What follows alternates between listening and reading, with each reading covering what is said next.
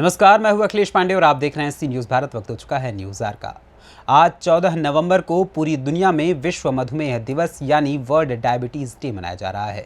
Silent killer के रूप में ये बीमारी पूरी दुनिया में जिस तरह से लोगों को अपनी चपेट में ले रही है, उससे स्वास्थ्य संगठन सहित अन्य चिकित्सा जगत से जुड़े संगठन के विशेषज्ञों ने चिंता जताई है। इस बार विश्व मधुमेह दिवस 2022 की थीम है कल की रक्षा के लिए शिक्षा, और इसी विषय को लेकर अंतर्राष्ट्रीय मधुमेह महासंघ द्वारा चिकित्सा जगत से जुड़े लोगों के सहयोग से मधुमेह से पीड़ित लोगों की मधुमेह शिक्षा तक पहुंच के स्तर का पता लगाने के लिए एक वैश्विक सर्वेक्षण शुरू किया है। इसी क्रम में राजधानी लखनऊ के कानपुर रोड बंगला बाजार स्थित उद्यान हेल्थ केयर में मधुमेह यानी शुगर रोगियों के लिए एक जागरूकता कार्यक्रम का आयोजन किया गया। इस दौरान प्रश्न पत्र के माध्यम से ये जानने का प्रयास किया गया कि मधुमेह के प्रति मधुमेह रोगी कितना जागरूक हैं। आइए देखते हैं हमारे संवाददाता उमेश विश्वकर्मा की ये खास रिपोर्ट।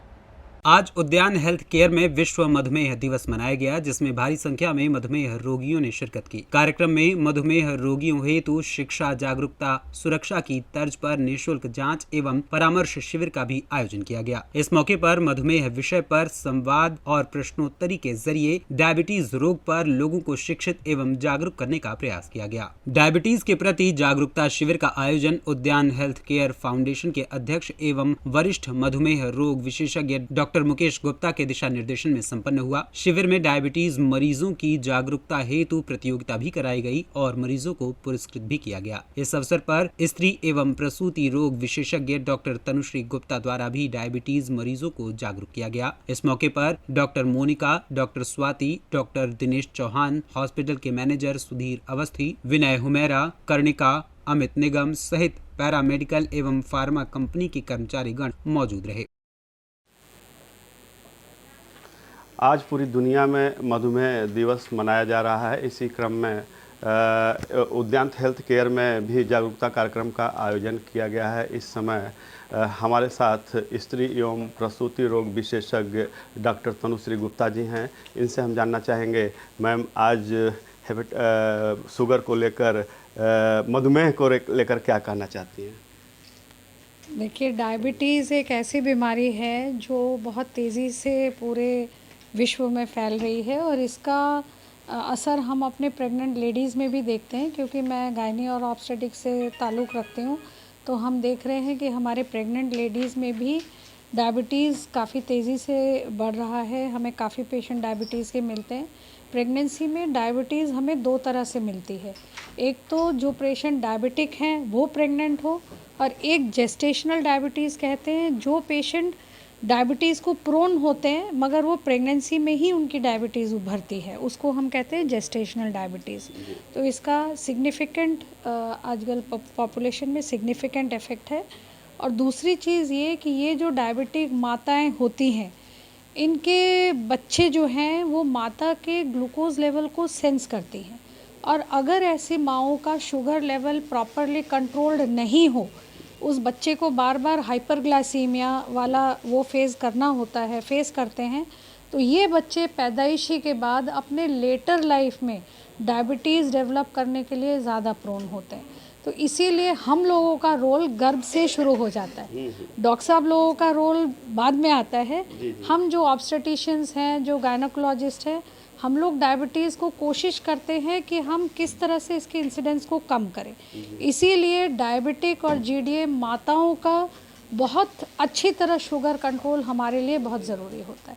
यानी माँ के पेट में जब बच्चा रहता है, माता को अगर डायबिटीज़ हो गई है, तो बच्चे को खतरा ज़्यादा रहता है उसको डायबिटीज़ होने का। बिल्कुल, बच्चे को बिल्कुल खतरा रहता है। ये स्टडीज़ हैं जो प्रूव करती हैं कि जिन डायबिटिक माताओं का शुगर प्रॉपरली कंट्रोल नहीं है, इन बच्चों में कुछ इस तरह से एपिजेनेटिक्स चेंजेस होते हैं, हार्मोनल चेंजेस होते हैं, कि ये बच्चे बड़े होकर लेटर लाइफ में डायबिटीज़ डेवलप करने के लिए ज़्यादा प्रोन होते हैं।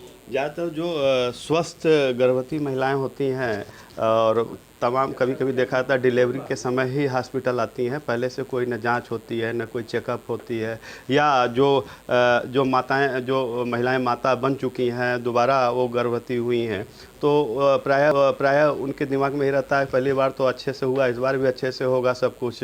तो वो लोग कहीं न कहीं जागरूकता के अभाव में अपना शुगर लेवल चेक नहीं कराते हैं, बिल्कुल सही। तो इन लोगों के लिए भी खतरा हो सकता है। बिल्कुल सही। और इसके लिए देखिए भारत सरकार ने कुछ टेस्ट बिल्कुल फ्री कर रखे हैं सारे स्वास्थ्य केंद्रों में, मेडिकल कॉलेजेस से लेके प्राथमिक स्वास्थ्य केंद्र तक, पीएससी, सीएससी सब जगह पे बेसिक टेस्ट फ्री हैं।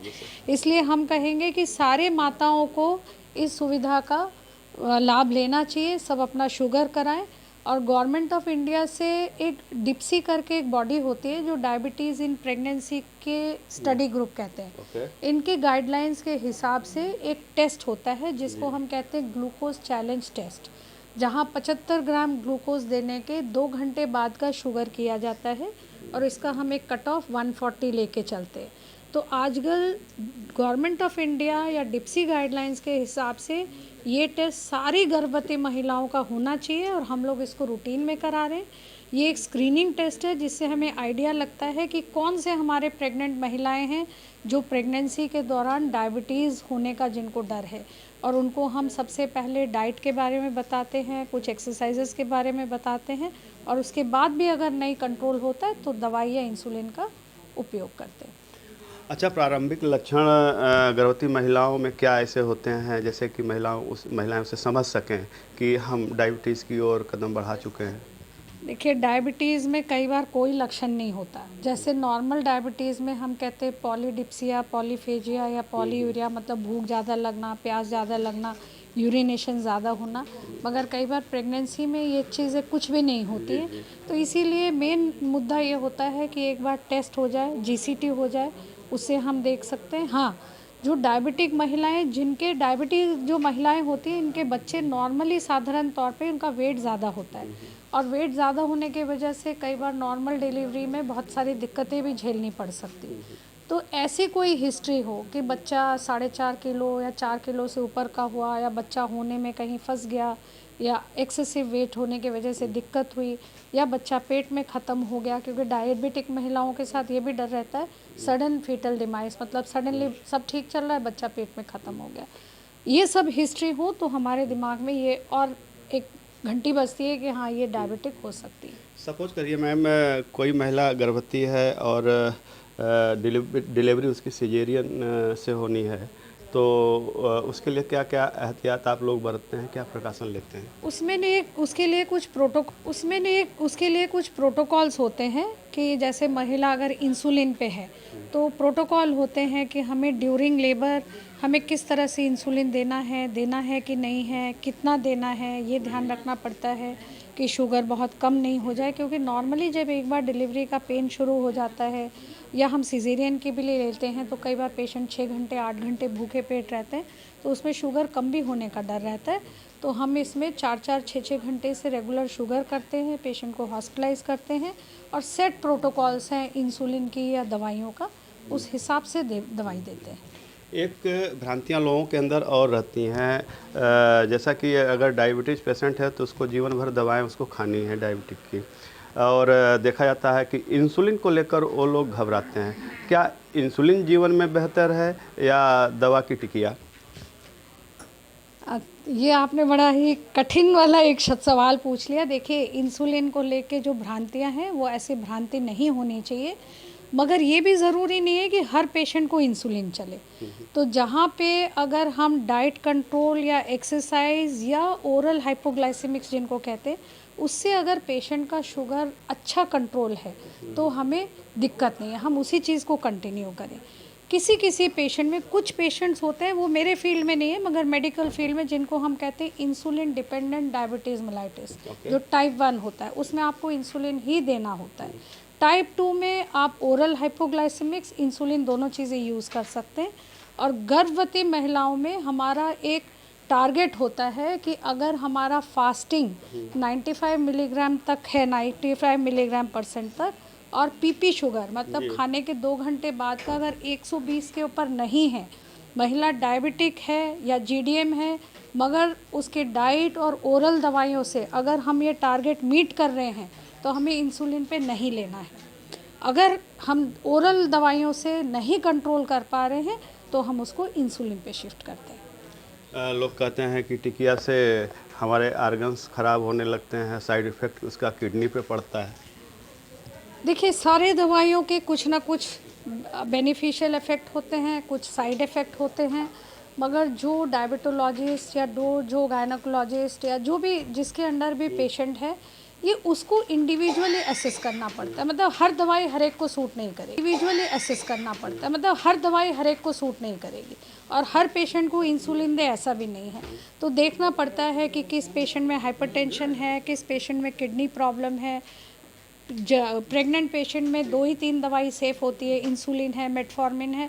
तो ये पेशेंट टू पेशेंट डॉक्टर के डिसीजन पे होना चाहिए कि क्या दवाई चलनी चाहिए। कुछ दवाइयाँ किसी को सूट नहीं करती तो हमको उसको बदलना पड़ता है। तो ये आपके जो ट्रीटिंग डॉक्टर्स हैं, ही इज़ द बेस्ट जज, वो ही इस चीज़ को बिल्कुल जज डॉक्टर करें। के परामर्श से ही सारी बिल्कुल, दवाओं का बिल्कुल, सेवन करें। बिल्कुल। और देखा जाता है कि जब शुगर हो जाता है लोगों को पता नहीं चलता कि हमें शुगर है, और जब वो बीमार पड़ते हैं या अस्पताल में भर्ती होते हैं पता चलता है कि जो है जॉइंटिस से ग्रसित हो गए हैं, किडनी के कुछ फैक्टर्स हैं, तो पता चलता है कि उनको शुगर है। क्या ऐसा है? बिल्कुल ऐसा है, क्योंकि जैसे मैंने आपको अभी थोड़ी देर पहले भी बताया कि कई बार डायबिटीज़ के कोई लक्षण नहीं होते और हर कोई ये सोचता है कि हमें तो ये हो ही नहीं सकता।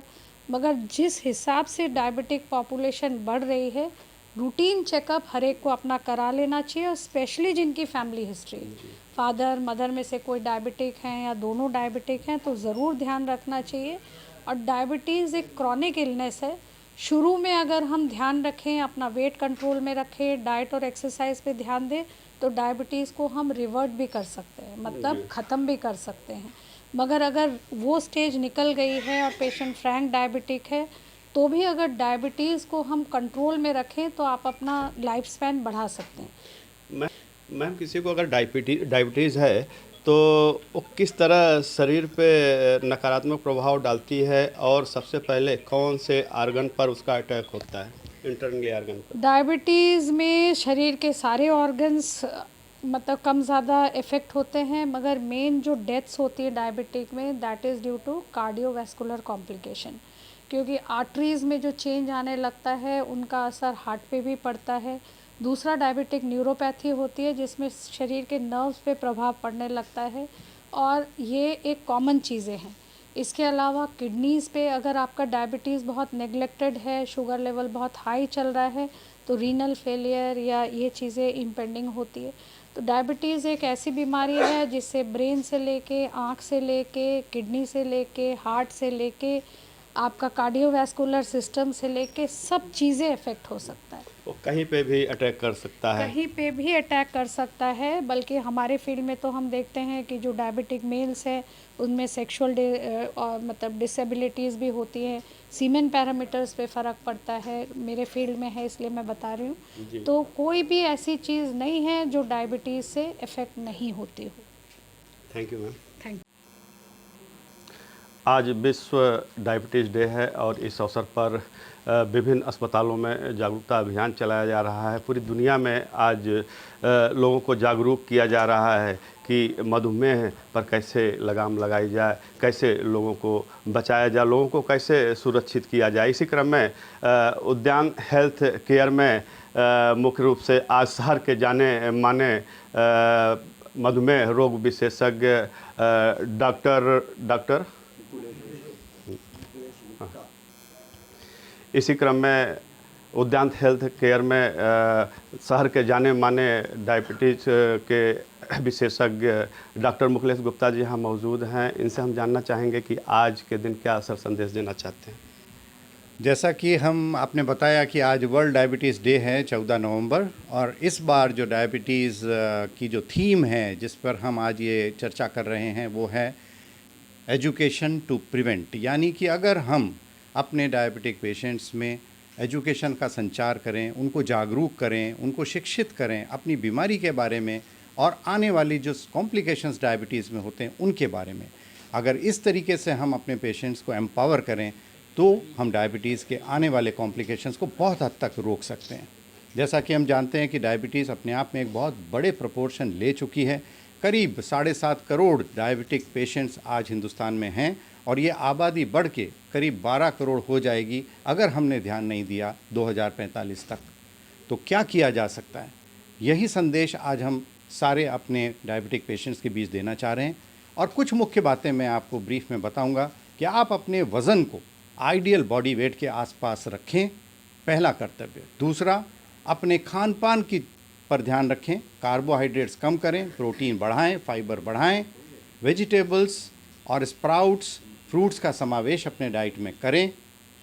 तीसरा, व्यायाम निरंतर रेगुलर कम से कम 150 मिनट प्रति वीक आप करते रहें तो आप अपने डायबिटीज़ को बेहतर नियंत्रित भी कर सकते हैं, अपने जीवन को बेहतर बना सकते हैं और आने वाले डायबिटिक कॉम्प्लिकेशंस को भी रोक सकते हैं। सर, आप शहर के जाने माने डायबिटोलॉजिस्ट हैं और आपके पास तमाम पेशेंट्स आते हैं अपनी अपनी समस्याओं को लेकर। क्या इस बात पे क्या आपने गौर किया कि किस वजह से वो पेशेंट ज़्यादा हमारे पास आ रहे हैं और ठीक नहीं हो रहे हैं? लोग कहते हैं कि हम दवाएं खा रहे हैं, मेरा शुगर घट ही नहीं रहा है। ये एक बड़ा प्रश्न है कि डायबिटिक पेशेंट्स, कई पेशेंट्स को क्योंकि कोई सिम्टम्स नहीं होते हैं। डायबिटीज़ जब शुरुआत में होती है तो कोई लक्षण नहीं देती और इसलिए नज़रअंदाज की जाती है। और यही मेरा संदेश है कि आप अपने आप को स्क्रीन करें, कम से कम किसी भी रूप में कहीं पर भी जा कर के अपना ब्लड शुगर ज़रूर करा लें। अगर ब्लड शुगर अधिक पाया जाए तो ऐसी स्थिति में आप कम से कम ये तो जानेंगे कि सही समय पर मुझे कार्य कर देना चाहिए, क्योंकि ये जो शुरुआती समय होता है करीब 2 साल 3 साल का, अगर व्यक्ति उसको खो देता है तो वो आने वाले समय में अपनी कॉम्प्लिकेशंस को भी या होने वाली जो प्रॉब्लम्स है उसको बढ़ाता है। कहा जाता है शुगर एक साइलेंट किलर के रूप में आती है और पूरी जीवन को तहस नहस कर देती है। इसको किस नज़रिए से देखते हैं? यस, शुगर और ब्लड प्रेशर ये दोनों ही साइलेंट किलर्स कहलाए जाते हैं। क्यों कहलाते हैं? इसलिए क्योंकि इनके कोई सिम्टम्स शुरुआत में नहीं होते हैं और इसीलिए ये हमारी हमारी जिम्मेदारी बनती है अपने शरीर के प्रति कि हम उसको कम से कम समय से स्क्रीन करते रहें। जब भी मौका लगे किसी कैंप के माध्यम से या अपने आप से ही हम कम से कम अपने आप को स्क्रीन करें डायबिटीज़ के लिए, ब्लड प्रेशर के लिए। और इन दोनों का भी संबंध आपस में है। इसलिए मेरा ये आप सबसे अनुरोध है कि अपने आप को स्क्रीन करें, क्योंकि ये लक्षण आपको शुरुआत में कतई नहीं देती। ये साइलेंट किलर्स हैं, वर्ड किलर हैं, क्योंकि ये आपको भविष्य में आने वाले समय में कॉम्प्लिकेशंस के रूप में आपको बड़ी मुश्किल में डालने वाले प्रॉब्लम्स हैं, चाहे ये ब्लड प्रेशर हो या डायबिटीज़। कहा जाता है खान पान आहार बड़ा संयमित और नियमित रहना चाहिए डायबिटिक पेशेंट को। और प्रायः देखा जाता है कि लोग, जैसे कि एक हर व्यक्ति की दिनचर्या होती है, सुबह नाश्ता, दोपहर को खाना, रात को डिनर, जबकि डायबिटिक पेशेंट को कुछ और संयम बरतना चाहिए। क्या उनका खान पान का अंतराल क्या होना चाहिए?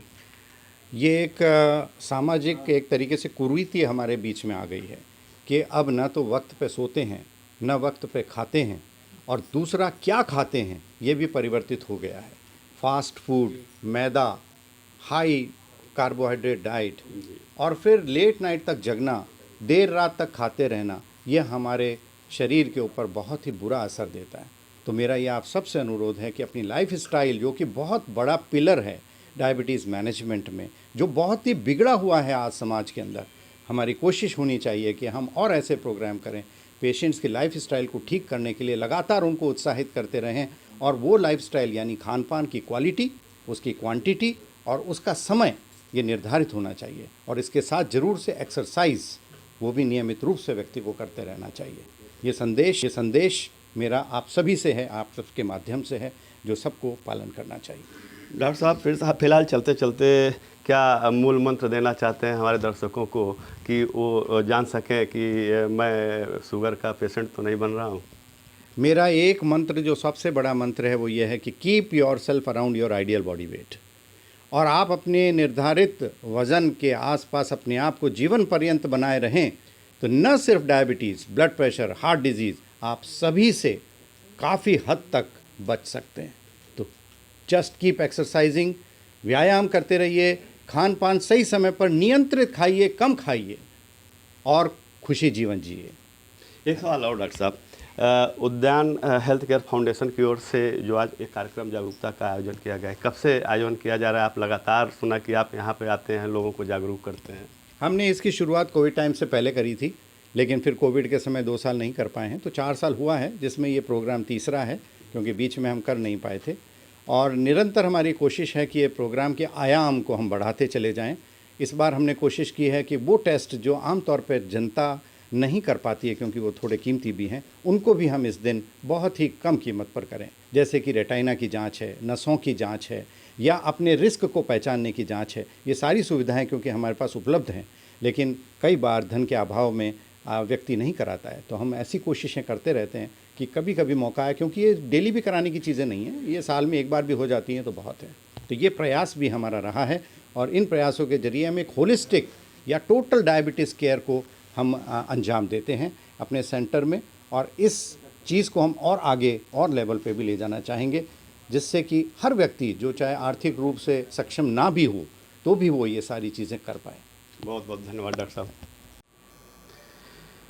तो आप हैं डॉक्टर मुकलेश गुप्ता जी, शहर के जाने माने डायबिटोलॉजिस्ट, और आज जिस तरह डॉक्टर साहब द्वारा आज यहाँ उद्यान हेल्थ केयर में लोगों को डायबिटीज़ के प्रति जागरूक किया गया है, और वाकई आज देखा जाए तो पूरी दुनिया में यह अभियान छेड़ा गया है, और स्वास्थ्य सेवाओं से जुड़े लोगों को आज के दिन जागरूक कर रहे हैं। वाकई साइलेंट किलर के रूप में डायबिटीज़ आज पूरे दुनिया को प्रभावित कर रही है, और कहीं न कहीं हर 11वां व्यक्ति इस बीमारी से प्रभावित है। इससे बचने के लिए हमें संयमित आहार, नियमित जीवन शैली और नियमित दवाओं का सेवन करके हम अपने को इससे बचा सकते हैं। सजग रहना बहुत ज़रूरी है। लखनऊ से सी न्यूज़ संवाददाता उमेश विश्वकर्मा की रिपोर्ट। फिलहाल इस खबर में इतना ही। देश दुनिया की तमाम खबरों के लिए देखते रहें सी न्यूज़ भारत, और खबर आपके साथ, आपके हाथ।